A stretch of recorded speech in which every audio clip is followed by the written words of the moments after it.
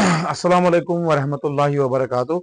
Dear students of class 6, today is the lecture 5th regarding constant and variables. Constant और variables में जो है lecture 4 में हमने constant के related मल्टीप्लीकेशन का केस जो है मल्टीप्लीकेशन अर्थमेटिक जो हमने यूज किया था, तो हम उसको थोड़ा सा रिवाइज करेंगे। जैसे हमने लिखा था 1 1s are 1, ठीक।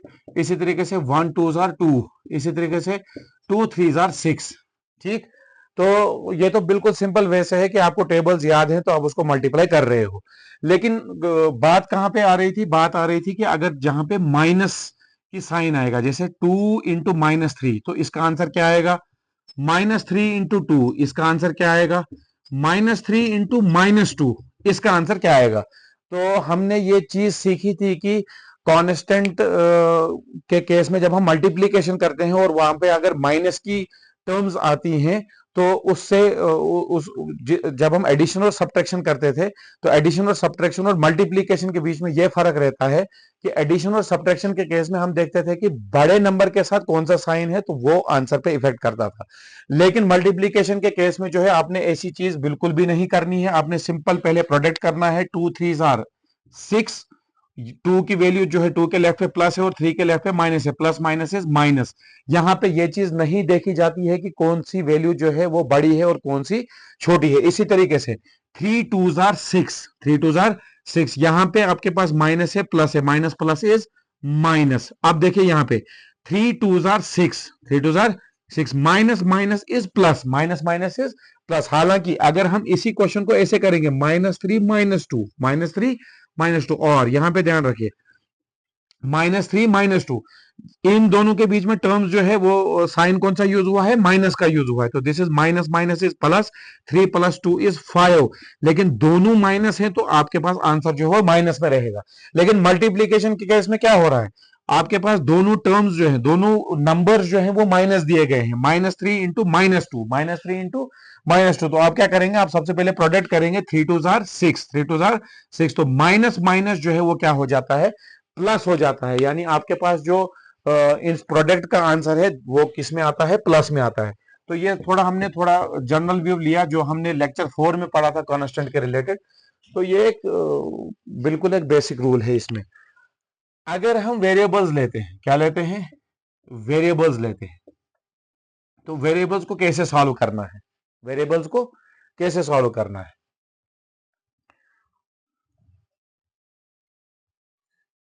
अच्छा, अगर हमने इसमें कांस्टेंट में जो है बड़ी टर्म्स लेंगे, जैसे -1 into -1 into -2 into -3, that is equal to, या -2 into -2 into -1 into 3 is equal to. तो हम इसको कैसे सॉल्व करेंगे ये हमने सीखना है। देखिए आपने क्या करना है, सबसे पहले माइनस की टर्म्स या प्लस की टर्म्स को नहीं देखना है। आपने सिंपल इसको प्रोडक्ट करना है। 1 1s are 1, 1 2s are 2, 2 3s are 6, 2 3s are 6। इसी तरीके से 2 2s are 4, 4 1s are 4, 4 3s are 12, ठीक। आप देखिए minus minus plus, plus minus minus, minus minus plus, तो आपका आंसर किस में आएगा?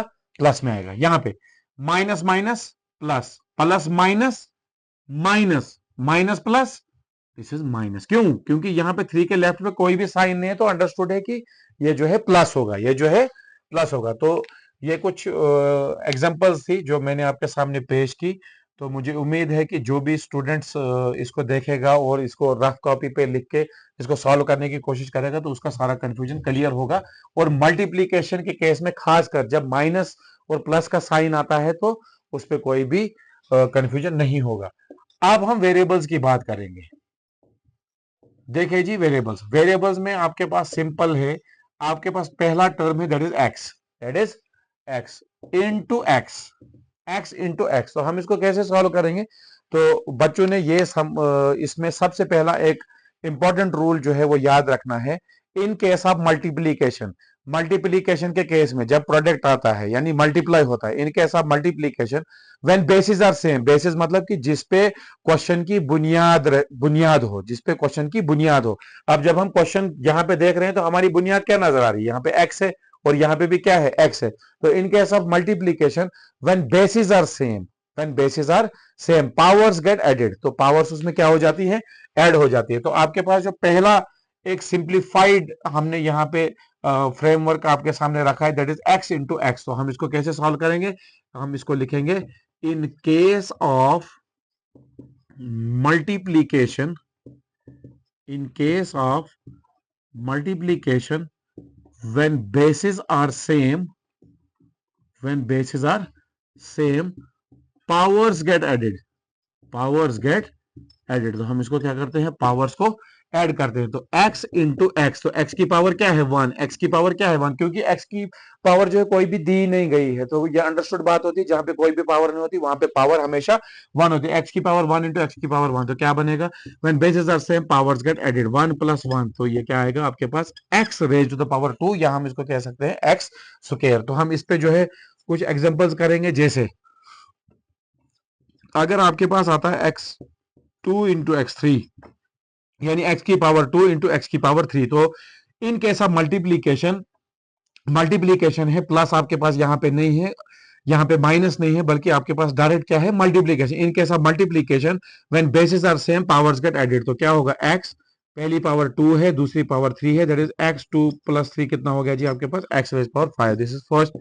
सेकंड चलिए जी, अगर आपके पास है x 3 इंटू एक्स 3, x की पावर 3 इंटू एक्स की power 3, in case of multiplication when basis are same powers get added, पहली पावर आपके पास क्या है 3 प्लस 3, वो किसके बराबर आएगा, x की पावर 6। चलिए जी थर्ड पार्ट पे, x 4 इंटू एक्स 5, यानी x की पावर 4 है इंटू एक्स की पावर 5 है। In case of multiplication when basis are same powers get added, when basis are same powers get, power देखिए बेसिस दोनों में सेम है, यहाँ पे भी x है यहाँ पे भी x है, तो पावर्स क्या होंगी, ऐड होंगी, x 4 plus 5, that is x raise power 9। इसी तरीके से अगर हम इस क्वेश्चन को जो है थोड़ा सा डिफरेंट वे में लिखेंगे, अगर आपके पास है x raise power 2 into minus x raise power 3, minus x raise power 3, तो हम इसको कैसे सॉल्व करेंगे, in case of multiplication when basis are same powers get, देखिए बेसिस आपकी सेम है, यहाँ पे x है और यहाँ पे भी x है, तो दिस इज इसकी यहाँ पे पावर 2 है, यहाँ पे पावर 2 है, तो क्या बनेगा ये माइनस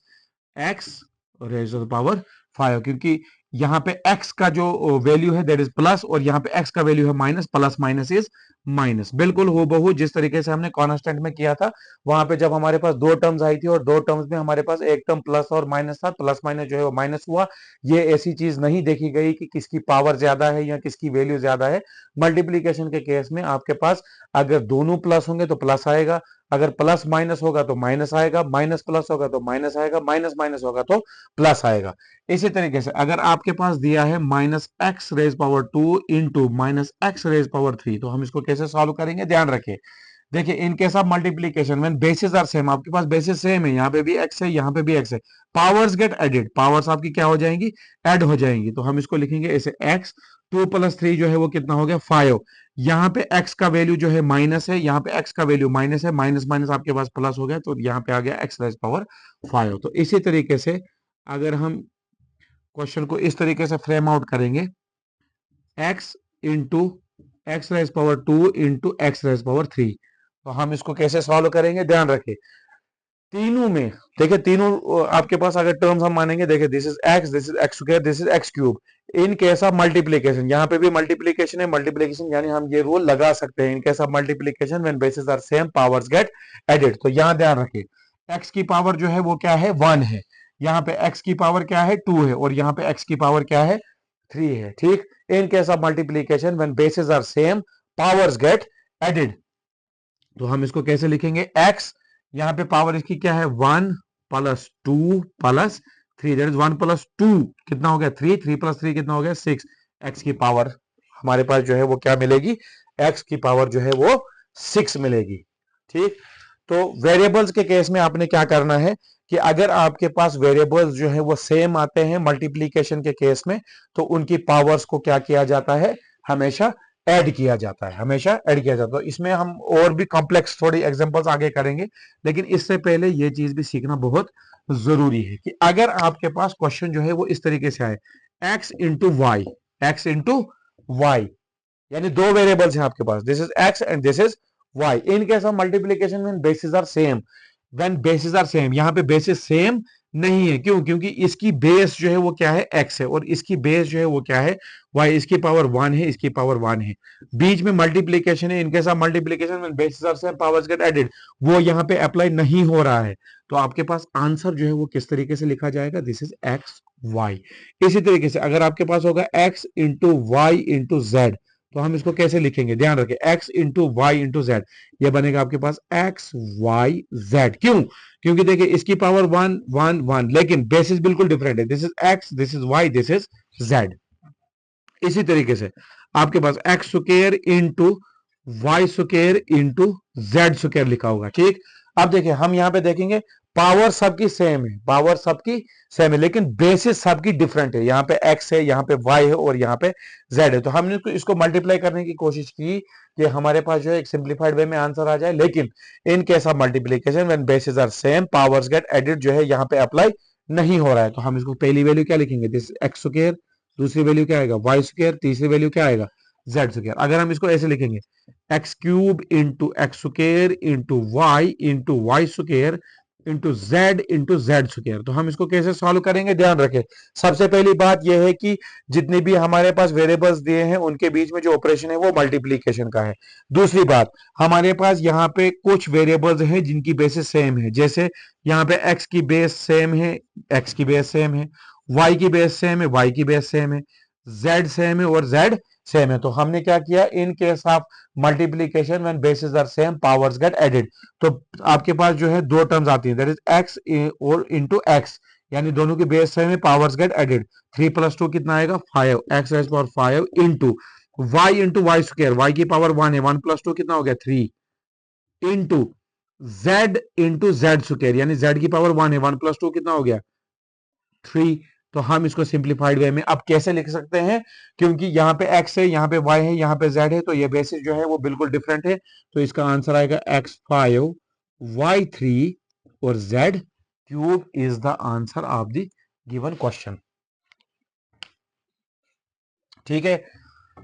तो अब हम थोड़ा सा कॉम्प्लेक्स चलेंगे, जहां पे हमारे पास अगर वेरिएबल इस तरीके से दिया हो, x into x raise power -1, यानी अभी तक हमारे पास पावर कोई भी माइनस में नहीं आई थी, लेकिन ये हमारे पास पहला एक बेसिक क्वेश्चन है जिसमें पावर जो है वो क्या आ रही है, -1 में आ रही है। तो हम इसको कैसे सॉल्व करेंगे, ध्यान रखिए, आपके पास x की पावर क्या है, 1 इंटू दूसरे x की पावर क्या है, -1 इज इक्वल टू, हम इसको कैसे सॉल्व करेंगे, in case of multiplication, in case of multiplication when basis are same, जब आपके पास बेसिस सेम होंगी तो पावर्स क्या होंगी, ऐड हो जाएंगी, पावर्स क्या हो जाएंगी, ऐड। तो ये देखिए x इसकी पावर 1 है प्लस दूसरे की पावर -1 है, तो ये क्या बनेगा, x 1 प्लस माइनस क्या हो गया, माइनस, तो ये आ गया 1 - 1 हो गया 0।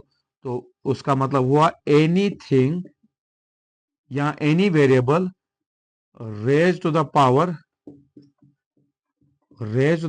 0 इज ऑलवेज 1, इज ऑलवेज 1। उसकी वैल्यू हमेशा किसके बराबर होती है, 1 के बराबर। यूजुअली हमारे पास वेरिएबल कोई भी ऐसा नहीं होता जिसकी पावर क्या है, 0 होती है, लेकिन वो तो अंडरस्टूड है कि जब उसके पास कोई भी पावर नहीं होती तो वो हमेशा 1 होता है।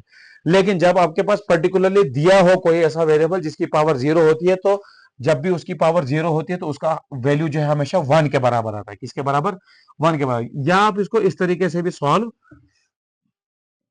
कर सकते हो, देखिए आपके पास है x into x -1, x into x -1, हम इसको कैसे लिखेंगे, पहला वेरिएबल आपके पास x है, इंटू वेरिएबल है x raise power -1, x raise power -1 का मतलब 1/x, 1/x। क्यों? क्योंकि x रेज पावर -1 दिया है, तो हमने क्या किया, हमने इसकी पावर को प्लस बनाने की कोशिश की। तो प्लस बनाने की कोशिश के लिए जो है वो कौन सा रूल है कि आपका अगर न्यूमिनेटर में रेज पावर -1 है तो उसको हम डिनोमिनेटर में ले जाएंगे, तो वो जो है +1 बन जाएगा। और अगर इसी तरीके से अगर वो डिनोमिनेटर में -1 है तो हम जब उसको न्यूमिनेटर में लेंगे तो वो +1 बन जाएगा। तो x और x कैंसिल हो गया, तो आपके पास जो है आंसर यहाँ पे क्या आ गया, 1 आ गया, ठीक। तो इसी तरीके से अगर हमारे पास क्वेश्चंस जो है इस तरीके से आ जाए तो हम उसको कैसे सॉल्व करेंगे, जैसे x raise power -3 into x raise to the power 5 हमने इसको सॉल्व करना है। In case of multiplication, in case of multiplication when basis are same powers get added, powers get added. तो कैसे पावर ऐड होगी, तो आपके पास x लिखा है, दिस इज -3 पहली पावर प्लस 5 दूसरी पावर, ये दोनों आपस में क्या हो गई, ऐड हो गई। तो कैसे लिखेंगे हम इसको, x -3 plus 5 that is minus plus is minus, 5 minus 3 is 2 is the answer of the given question. दूसरा, x raised power -3 into x raised power -6, x raised power -6 in case of multiplication when bases are same, when bases आपके पास bases same है तो powers क्या हो जाएंगी, आपस में add हो जाएंगी। this is x -3 plus -6 that is equal to x -3 plus minus is minus, that is -6, x that is -9 is the answer of the given question। देखिए कैसे, माइनस माइनस माइनस हो गया प्लस, 3 प्लस 6 इज 9, दोनों की values minus है तो effect क्या पड़ेगा, उसका वैल्यू जो है हमेशा माइनस ही रहेगा, उसका वैल्यू माइनस ही रहेगा। तो अब इसको हम थोड़ा सा और सॉल्व करने की कोशिश करेंगे। कैसे, ध्यान रखें, अगर हमारे पास लिखा होगा 2x square into 3x minus 4 into 2x raise power -6, मुझे उम्मीद है कि जो ये क्वेश्चन हमने बनाया, तो इस क्वेश्चन से जो है आपको जितने भी आगे कॉम्प्लेक्स क्वेश्चन आएंगे इसमें, तो आप उसको इजी वे में सॉल्व कर सकते हो। सॉल्यूशन देखिए, इसमें अभी तक आपके पास जो है जितने भी वेरिएबल्स के क्वेश्चन थे, इनके साथ मल्टीप्लीकेशन में और माइनस साइन तो आ गया था, लेकिन कोएफिशिएंट उतने हमें दिखे नहीं। यहाँ पे x है, x का कोएफिशिएंट 2 है, यहाँ पे x का कोएफिशिएंट 3 है, यहाँ पे x का कोएफिशिएंट 2 है। तो हम क्या करेंगे, हम सबसे पहले कोएफिशिएंट्स को मल्टीप्लाई करेंगे। 2 3 जार 6, 6 2 जार 12, हमने इसको 12 लिखा। अब देखिए यहाँ पे बेस x है और x है, in case of multiplication, plus आपको कहीं भी दिख नहीं रहा है, मल्टीप्लीकेशन जो है वो ऑपरेशन में है। In case of multiplication when basis are same powers get added.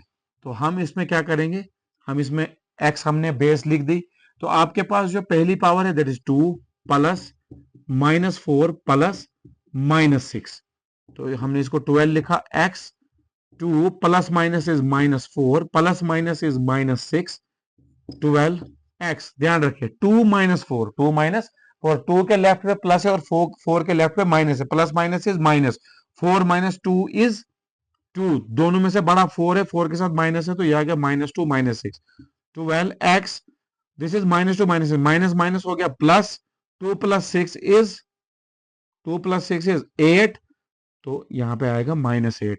तो हमारा आंसर जो है वो क्या आ गया, 12x रेज पावर -8, या हम इसको लिख सकते हैं 12 अपॉन x रेज पावर 8। क्यों, क्योंकि न्यूमिनेटर में था, न्यूमिनेटर में इसकी पावर -8 थी, हमने इसको डिनोमिनेटर में कन्वर्ट किया तो ये बन गया आपके पास x रेज पावर 8।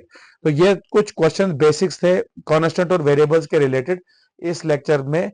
तो मैं होप करता हूं कि स्टूडेंट्स जब अपनी रफ कॉपी लेके इन क्वेश्चंस को जो है रिवाइज करेगी, ध्यान से इसको क्रॉस चेक करेगी और रूल्स को अप्लाई करेगी, तो मल्टीप्लिकेशन में जो है आपको कोई भी कंफ्यूजन नहीं रहेगा। और खासकर वहां पे जहां पे आपके पास एक तो माइनस का साइन आता है और आपकी पावर्स में जो है माइनस का साइन आता है और आप प्लस माइनस करते हैं, तो वो इजी वे में जो है आपको सॉल्व हो जाएगा।